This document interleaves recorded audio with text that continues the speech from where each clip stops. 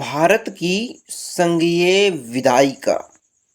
भारत में कौन सी संघीय विधायिका है, किस प्रकार का शासन है, सभी आज इस टॉपिक में हम जानने वाले हैं। ये टॉपिक ऑल एग्जाम यूपीएससी से लेकर छोटे से छोटे एग्जाम के लिए महत्वपूर्ण है। इसमें कई बार प्रश्न पूछे जाते हैं। चलिए शुरू करते हैं। भारत में केंद्रीय व्यवस्थापिका को संसद के नाम से जाना जाता है। केंद्रीय व्यवस्थापिका क्या कहा है यहाँ पर कि भारत देश में केंद्रीय व्यवस्थापिका है, उसको किस नाम से जानते हैं? संसद के नाम से जानते हैं। ठीक है। भारतीय संसद का गठन लोकसभा, राज्यसभा और राष्ट्रपति को मिलाकर होता है। संसद का गठन कैसे होता है भारत का, ये कई बार पूछा गया है। तो इसमें एक तो सम्मिलित होती है लोकसभा, दूसरा सम्मिलित होता है राज्यसभा और तीसरा राष्ट्रपति। ये तीनों मिलकर भारतीय संसद का गठन करते हैं। राष्ट्रपति संसद का अभिन्न अंग है, क्योंकि उसके हस्ताक्षर के बाद ही कोई विधायिक कानून बनता है। विधायिक कानून कब बनता है? जब राष्ट्रपति संसद का अभिन्न अंग होता है और उसके हस्ताक्षर के बाद ही कोई विधेयक या कानून बनता है। चैनल को सब्सक्राइब कर लीजिए, वीडियो को लाइक करें, दोस्तों के साथ शेयर कर लें। अब राज्यसभा क्या है? भारतीय संविधान के अनुच्छेद 80 में संसद के उच्च सदन के रूप में राज्यसभा का उल्लेख है। राज्यसभा का उल्लेख कौन से अनुच्छेद में है? अनुच्छेद 80। राज्यसभा के सदस्यों की अधिकतम संख्या 250 हो सकती है। इसके सदस्यों का वर्तमान संख्या 245 है। यानी कि दोस्तों राज्यसभा के सदस्यों की अधिकतम संख्या तो 250 हो सकती है, पर वर्तमान में 245 सदस्य हैं। 233 सदस्यों का चुनाव 28 राज्यों तथा दिल्ली और पुडुचेरी राज्यों या केंद्र शासित प्रदेशों के विधानमंडलों द्वारा किया जाता है। शेष 12 सदस्य राष्ट्रपति द्वारा मनोनीत किए जाते हैं।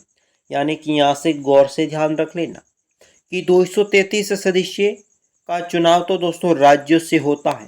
प्रश्न इस प्रकार पूछा जा सकता है कि राज्य से कितने सदस्यों का चुनाव होता है? 233, जो 28 राज्यों से चुनाव होता है। ठीक है। 2 केंद्र शासित प्रदेशों से चुनाव होने वाले केंद्र शासित प्रदेश कौन से हैं? ये सभी प्रश्न आ सकता है।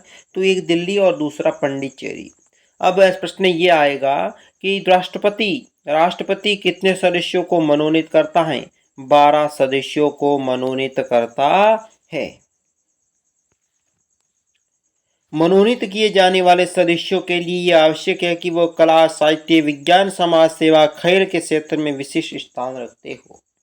12 सदस्य वही मनोनीत होंगे जो कला, साहित्य, विज्ञान, समाज सेवा, खेल के क्षेत्र में विशिष्ट स्थान रखने वाले व्यक्तियों को ही मनोनीत किया जाएगा।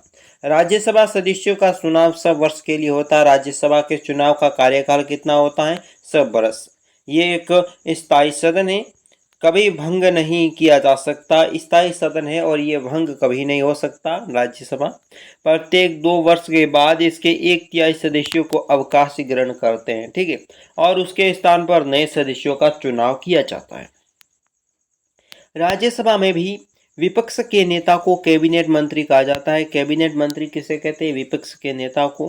राष्ट्रपति वर्ष में कम से कम 2 बार राज्यसभा का अधिवेशन बुलाता है। राष्ट्रपति एक वर्ष में दोस्तों 2 बार अधिवेशन बुलाता है। राष्ट्रपति का अंतिम बैठक तथा नए सत्र की प्रथम बैठक के बीच में 6 महीनों से अधिक का अंतराल नहीं हो सकता। कितने महीने? 6 महीनों से अधिक का अंतराल दोस्तों नहीं हो सकता। राज्यसभा सदस्य की अनिवार्य योग्यता क्या है? योग्यता है दोस्तों भारत का नागरिक हो, उसकी आयु 30 वर्ष से कम नहीं होनी चाहिए और दोस्तों भारत सरकार, राज्य सरकार के अधीन किसी भी लाभ के पद पर नहीं होना चाहिए। वो पागल या दिवालिया न हो। जिस राज्य का प्रतिनिधित्व पाना चाहता है उस राज्य के किसी संसदीय क्षेत्र का दोस्तों मतदाता या नहीं होना मतदाता होना चाहिए उसी ही क्षेत्र का जिस क्षेत्र से खड़ा हो रहा है। अब सभापति बनने की क्या योग्यता। उपराष्ट्रपति राज्यसभा का पदेन सभापति होता है। राज्यसभा के सदस्यों में एक सभापति का चुनाव किया जाता है। सभापति की अनुपस्थिति में उपसभापति सभापति के कर्तव्यों का पालन करता है। कौन करता है? उपसभापति। किसके स्थान पर? सभापति के स्थान पर, उपराष्ट्रपति के स्थान पर। राज्यसभा की शक्तियां और क्या हैं कार्य। राज्यसभा लोकसभा के साथ मिलकर कानून बनाती है। क्या बनाती है? कानून बनाती है। और संविधान का संशोधन भी राज्यसभा लोकसभा के साथ मिलकर करती है। संसद के अभिन्न अंग होने के कारण इसकी सहमति के बिना कोई भी विधेयक लागू नहीं बन सकता। केवल राज्यसभा में ये अधिकार प्राप्त है। वह संविधान के अनुच्छेद 312 के तहत अखिल भारतीय सेवाओं का सर्जन करता है। यानी कि राज्यसभा दोस्तों संविधान के अनुच्छेद 312 के तहत अखिल भारतीय सेवाओं का सर्जन भी करता है। केवल राज्यसभा में ये अधिकार प्राप्त है कि अनुच्छेद 349 के तहत राज्य सूची में किसी विषय को राष्ट्रपति महत्व राष्ट्रीय महत्व घोषित कर सके। यानी कि राज्यसभा को इतना अधिकार प्राप्त है कि वो अनुच्छेद 249 के तहत राज्य सूची में कितने विषय सम्मिलित हैं उसमें किसी भी एक विषय को राष्ट्रीय महत्व घोषित कर सकता है।